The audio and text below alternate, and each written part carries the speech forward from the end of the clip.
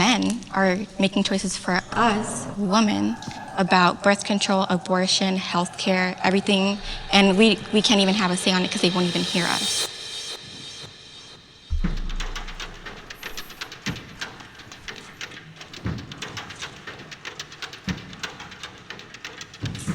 And I have my non-feminists in the left spotlight.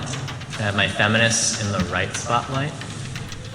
Now, this is an interesting video, and the reason I'm going to tell you it's an interesting video, everyone, is because I saw a short for this, and it was like, I got to do a reaction to it. So, let me show you what that actual short was. As a man, the definition of feminism across the board is the social, political, and economic equality of the sexes. Yes. Why are we only talking about the female inequalities? Why aren't we talking about the male inequalities? We do not have the same experience. You are not oppressed in the same ways that I am. No, and I'm sure you're not oppressed in the same ways that I am. You need to acknowledge your privilege first.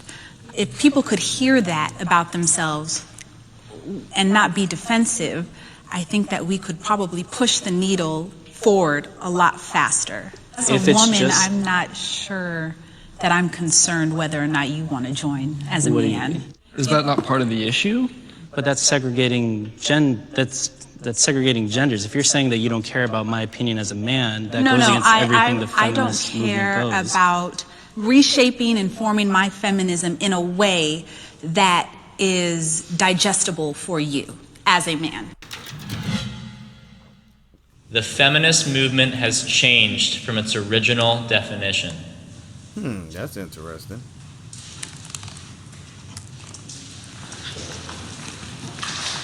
Oh, all of them had to walk. That's interesting. All of them made the walk. The reason why I hesitated is because I started to think about who is most served by mainstream feminism.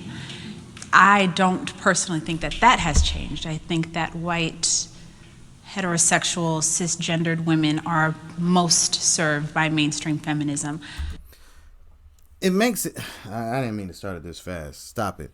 But the idea of using cisgendered is a terminology that has been picked up not from the feminist movement, but is from the LGBTQ movement. So right then and there, you're already starting to notice that the feminism aspect has been infiltrated by verbiage by a different community, which is already showing that the definition or the origins are now changing. When I heard the definition of feminist, right, I was like, yeah, I'm a feminist. Like, yeah, I believe in equality of the sexes. Of course I do. But it changed the more that I researched the movement, the more that I saw how mainstream media portrayed it. And to me, it's like there's a lot of issues that happen to men in disproportionate amounts that are always overlooked. That, no one talks about the suicide rate. No one talks about the homelessness rate for men. And it sucks because if your whole movement is based around equality of the sexes, right, and to make sure both sexes are equal, then that covers the whole spectrum, right? It's not just one sex, it's equality. The title of feminist inherently excludes men. Interesting. But the definition doesn't. Male privilege is real. Oh, I gotta see how they talk about this, because male privilege is real. I'm intrigued by this. It's not lost on me how many more men are in academia and in higher education. Women are called more often to put their careers on hold in order to have children or for whatever other reasons. That's just kind of the way I see it manifesting most in my life, is just seeing how hard it is to be an intellectual woman in academia. Now, just to give y'all a little bit of headway, this video is 5 years old, all right? So it's interesting to see because this was 5 years ago. If you look at academia now, and that 5 year span since the pandemic happened all the way up until now, the scale of men going to college has drastically changed. So this is just something to look at and see, like, how they say, oh, did this age well? So I want to see y'all thoughts on that. Did that statement actually age well, or are you starting to see a complete flip? And Now we got to ask the question, why aren't men going as much as they used to? But let's get back to it. My name is Faith, and I am not a feminist. I am a strong woman, and I was raised by strong women, but I cannot get behind a few of the core ideals of what it often means to be a feminist, so I do not identify as one. My mother is a teacher. She has her master. She has years and years of experience, and yet her place within the school, her place within, as far as like authority over students, is not the same as a man. And I think that's an inequality that I've just been shown from my mother, who comes home and says, you know, I just had the worst day at work because I was uncomfortable the entire time.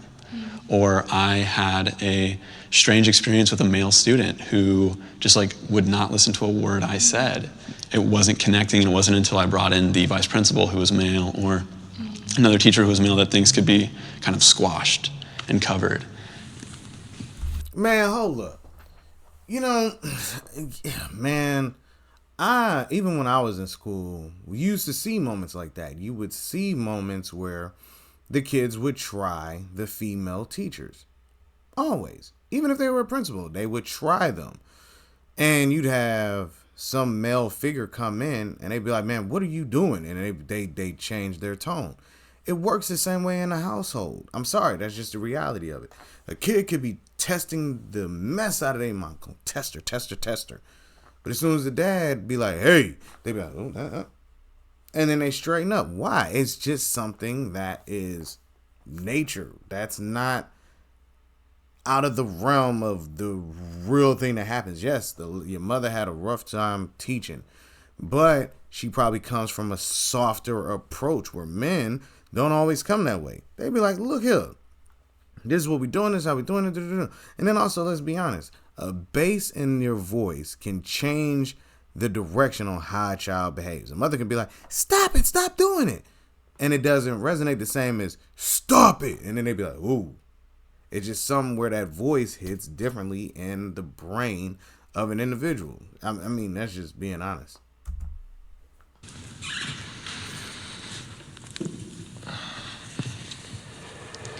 Just growing up, I would say that overall our school systems are more geared towards women. There's more female teachers, and that's how our children are raised. You know, the things that you were alluding to. Your mom has to deal with those difficulties that a man would not have to deal with. Men have to deal with a lot of difficulties that most women wouldn't have to deal with. We do benefit from certain privileges, but so do women. Hold on.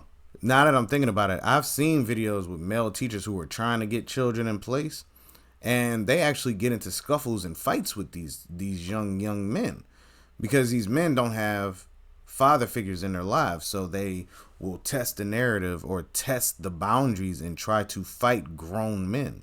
And when those grown men fight back or beat these children up, who's the one defending them and saying, oh my God, it shouldn't have went that way? It's women.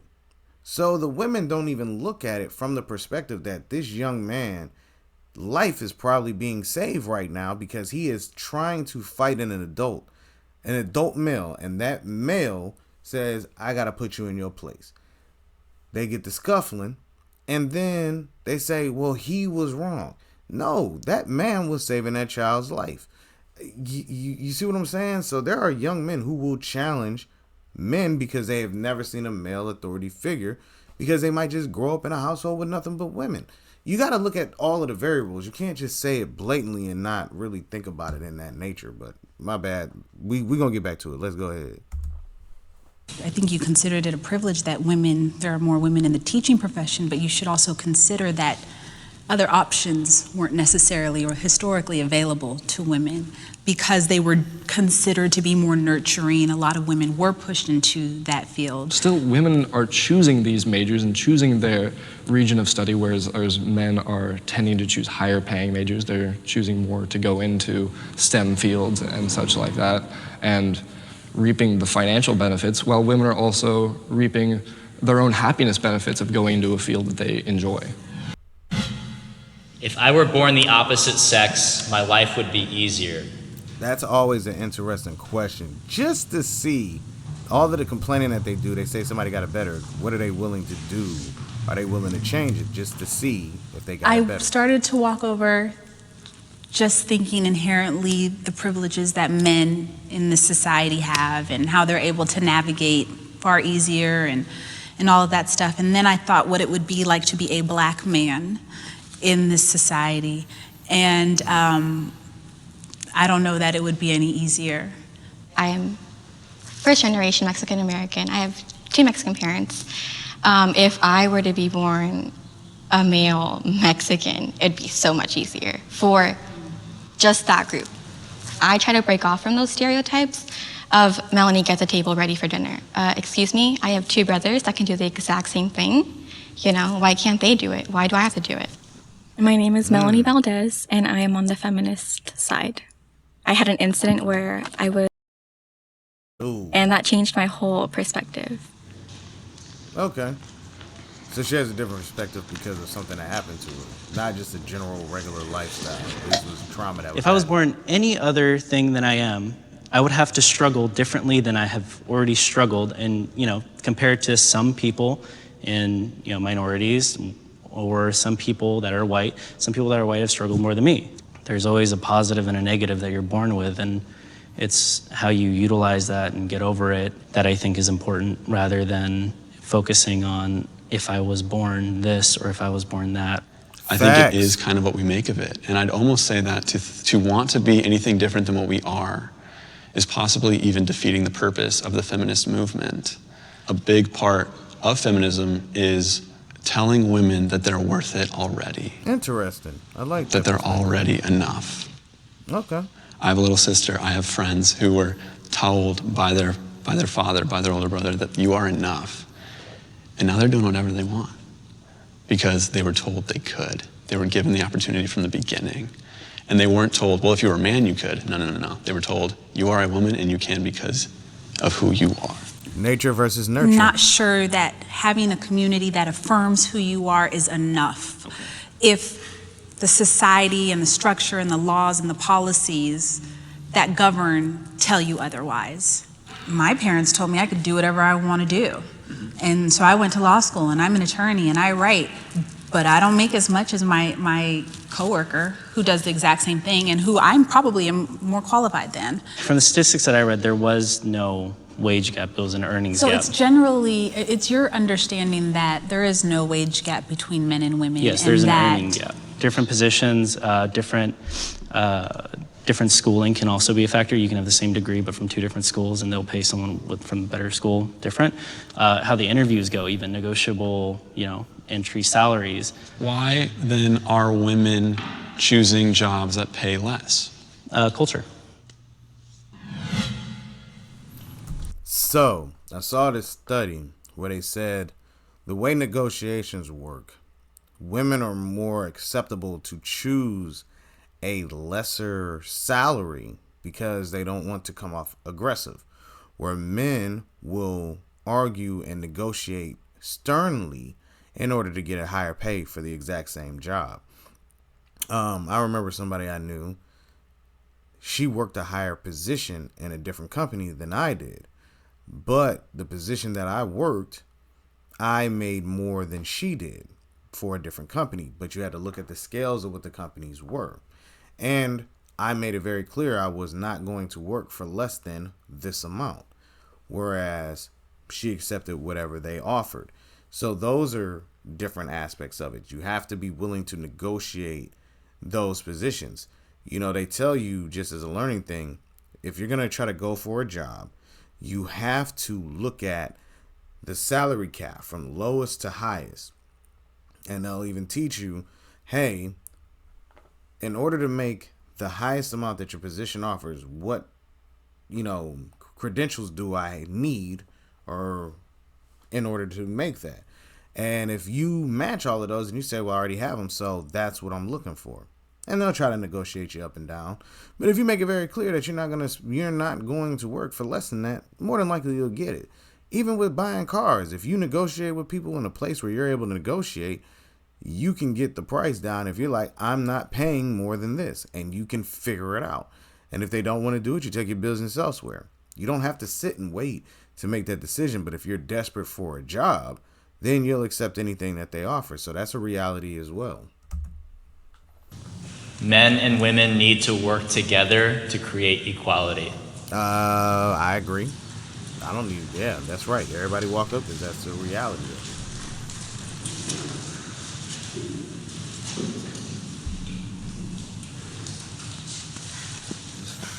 I think one of the reasons that I can take issue with certain types of feminism is it does come across as anti-man sometimes. It comes across as it's your fault. You know, if I go to the Women's March and I see signs that say smash the patriarchy and like our P-word bites back and stuff like that, that's, as much as that's speaking against, you know, an oppressive top culture, that's speaking to all men, and I don't see that as helpful. Well, I think all men benefit from patriarchy. I mean, you need to acknowledge your privilege first. If people could hear that about themselves and not be defensive, I think that we could probably push the needle forward a lot faster. Something that Before he speaks, now I showed you the short on YouTube for it. So they obviously cut and pasted, and that's the thing I hate about cutting and pasting, because you lose certain aspects of it. In the short, she looked more aggressive when she said that, but if she's saying it like that, check your privilege first. But here's the thing, he made it very clear, that's not all men. You know what I mean? But hold on, let's just keep running through. plagues the feminist movement is that there's this idea that in order to gain equal footing, the other side has to be emasculated. Facts. Or has to be dropped down. And it's not, this isn't pie, you know what I mean? Just because I get a slice doesn't mean you get That you get- you get less, Absolutely, right? and Like that's just the key. because, yeah, advocating for women's rights doesn't infringe upon men's rights. But that's what they've lost. You know, first and second wave feminism were very clear in the very particular things that they were trying to accomplish. You had first wave feminism, which was very clearly, you know, trying to get the right to vote. Second wave feminism, right after like World War II and such, helping women progress in the workplace and such. And now I see third wave feminism, and it is a broken apart, can be lost movement that goes in so many directions, has so many extra qualifiers. And I think about, I was talking to one of my friends who went to the Women's March with a pro-life feminist group.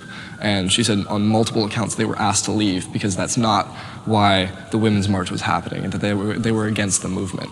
And so you have all these different types of feminism. There doesn't seem to be a clear center and a clear desire, and I hear people call themselves feminists for all different reasons. And with some of them, I would agree, and I would call myself a feminist for those reasons. But because it's so all over the place, I just can't call myself a feminist. Okay. If feminists can make a concise push towards one issue together, would I be willing to join? If I agreed with the point, yes. Okay. If I agreed with what the movement was going for, yes. As If a it's woman, just- I'm not sure that I'm concerned whether or not you want to join as a What do you man. mean? Is that not part of the issue? But that's segregating that's segregating genders. If you're saying that you don't care about my opinion as a man, that goes against everything the I don't feminist care movement goes. about reshaping and forming my feminism in a way that is digestible for you as a man. So before she continues, let's really address that. In order to get the laws passed, there are men that are sitting at the top that you are hoping that they vote for your rights. The same way with women being able to delete children before they're born. This is a law that was passed by men. No matter how much they argue, men had to make that decision, right? So they made those decisions. The fact that women were able to get alimony, child support, things like this, these were laws that were passed by men. If men were as terrible as they say they are, you know, because as they were addressing these feminist movement aspects, they're saying men are terrible, the patriarchy, your privilege. If men were really that bad, you would not be able to have certain things going on in society that go on today. Men don't have a privilege to say you have to keep that baby. They don't even have the right to tell you if you can or cannot get pregnant. Women control access to their body outside of a certain percentage that we will not speak about because that's not the point of this video, but we're talking about the choices that and privileges that people are allowed to make. So if you as an individual are allowed to decide if someone is able to enter you without protection or with protection, so on and so forth. You control a certain narrative that men don't have access to. But to say the patriarchy as its entirety, if you really look at the scales of things, it's very uneven. It's very vast. It's very destructive and chaotic. So, people have this headlight or tunnel vision, and they think that's the only thing that exists, and that's not the reality of it. So what's the current one message? The definition of feminism across the board is the social, political, and economic equality of the sexes. Yes. Why are we only talking about the female inequalities? Why aren't we talking about the male inequalities? We do not have the same experience. That's the point. We do not, you are not oppressed in the same ways that I am. No, and I'm sure you're not oppressed in the same ways that I am. Prime example, that is a very clear standpoint. You are not oppressed the same way as I am. If the patriarchy is as bad as they say, once again, I'm bringing this up because this is the verbiage that they use. How is it that a woman can divorce a man just because she doesn't want to be married anymore? She's unhappy or whatever. She can divorce the dude and get half. Or she can get something from him that he may not want to get rid of or give to her. How is that a patriarchal thing? Because he has to give it up. Whatever. The judge say, give it up. Boom. You got to give it up. No questions asked. Look at Tyrese. Tyrese is paying $20,000 a month in child support. And when they were married, he even said, we didn't spend $2,000 a month together. So why does she need $20,000 now? We have a prenup. She's trying to crack the prenup. Things like that. Is that a patriarchal advantage? No. This man has to subscribe to whatever they feel sorry for or say, oh, well, the woman deems this. Is that not a privilege? More of our world leaders should be women. I didn't mean to respond like that, but if you look at some of the stuff that's going on with mayors, governors, and judges, you're going to see it's a whole Let's talk different about, ballgame. for like abortion, those who signed the bill in the room with Trump, they were all white men. I did not see a single woman. It doesn't matter if it's a white woman. I did not see a single woman in there. So those men are making choices for us, women, about birth control, abortion, healthcare, everything, and we can't even have a say on it because they won't even hear us. I don't view it as we should have more women in office. I view it as we should have the most qualified people in office. If you have an issue with, the bill being signed by white men, I believe that voting for Congress people that are women or, whoever you review and believe are the most qualified will put those people in power. Facts. If we are talking about the last election, I believe that the most qualified candidate did not win. People need to really consider what role gender played in that. Just logically, the people that they're See, now she's not being realistic. There were a lot of women that voted for him, not just white men, white women. There were black women, black men, Spanish women, all different genders and races voted for Trump at that time because of what he was saying and what things were being presented. And then they looked at the competition. There were people that was like, we're not voting for Hillary, because we're talking about 5 years ago.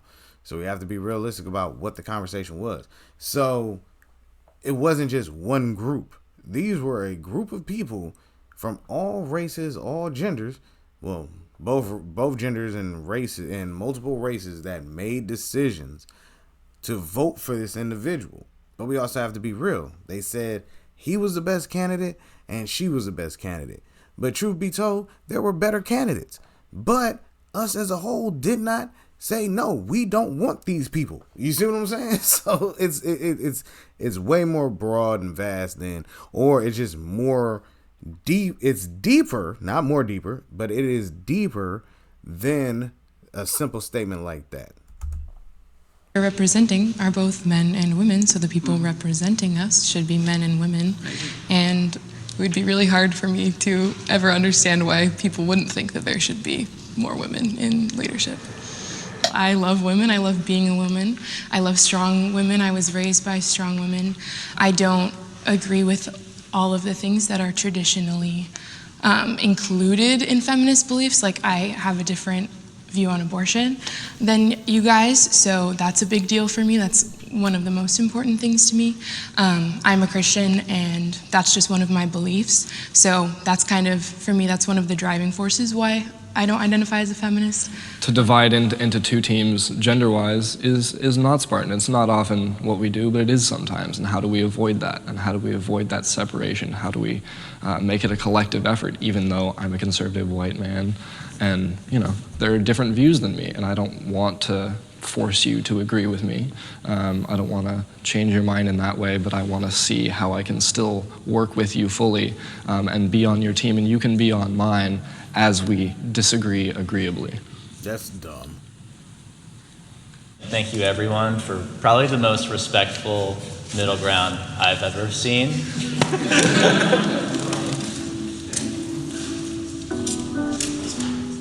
Hey guys, this is Jason from Jubilee. Thank you so much for watching another episode of Middle Ground. Now, I know this video went a little long, but I thought it was a very great discussion. And I add my 2 cents to it, of course. But we have to be realistic. I thought that was a great conversation. I thought it was very well tailored to the ideology back 5 years ago. You know, if we want everyone to work together, we have to be honest about the conversation, and we have to be open-minded to the idea that your pain is not my pain and my pain is not your pain. My struggles are not your struggle. But we have to acknowledge all struggles, and we also have to be very mindful that in order to improve, we can't ish on the realistic problems. Not something that is mind created. Oh, these are my struggles because I decided to say them and made them up. No, the real life day to day. You can't allow rich people to tell you how to be when they've never actually experienced the life of being poor or living paycheck to paycheck. Rich people cannot define how things go. Women can't define the lives of men. Men cannot define the lives of women. But you have to be realistic and open-minded to the fact that these things do exist. But you also have to be open to the idea that you chose a job that doesn't pay much. You can't look at a guy who chose a job that had to work his butt off for and think that you deserve to be paid the same. It's not realistic. I remember It's Complicated channel. He said, or asked the question, would you be willing to make $100,000 a year working in a sewer? Well, it wasn't a sewer, but it was a tough job. Would you be willing to work that job, or would you be willing to be famous and not be paid anything? All the women he asked chose the famous job. All the men said, I'm working the hard job for $100K. Why? Because men are willing to get their hands dirty, be in the most uncomfortable positions to get the money. And the women were like, well, I can take that aspect of being famous and turn that into money because it's more comfortable. And we have to start talking about that. And for women to demean men for not choosing a OnlyFans job where they could sell feet pics and all of that stuff, which are not going to make any money because they're a guy. Let's just be honest. OnlyFans, most controlled aspect are because men like paying to see women do whatever they're paying for. Men don't have that luxury. You know, that's just the reality. So men have to work the jobs that keep the lights on and the water running. So people have to start appreciating the fact that the blue collar man that's working his butt off to make sure that these things continue to function should be respected, honored, and revered. Because at the end of the day, once all that stuff stops, society crumbles. And if men are not willing to maintain their position to protect the women, then feminism cannot exist. It's just being honest. If feminism only exists because men want to protect the patriarchal side of it is because of men, right? So you hate the patriarchy, but the men that reside in that patriarchy are willing to protect you to allow you to have these things that go on. You know, I can talk about the A word, getting rid of children. I can talk about that in a whole nother video. And then if I say it would really blow your minds based on the perspective of how I bring it. But that's another time. But please comment. Let me know what y'all thought about that video. And be on the lookout for more videos. All right, everybody. Peace.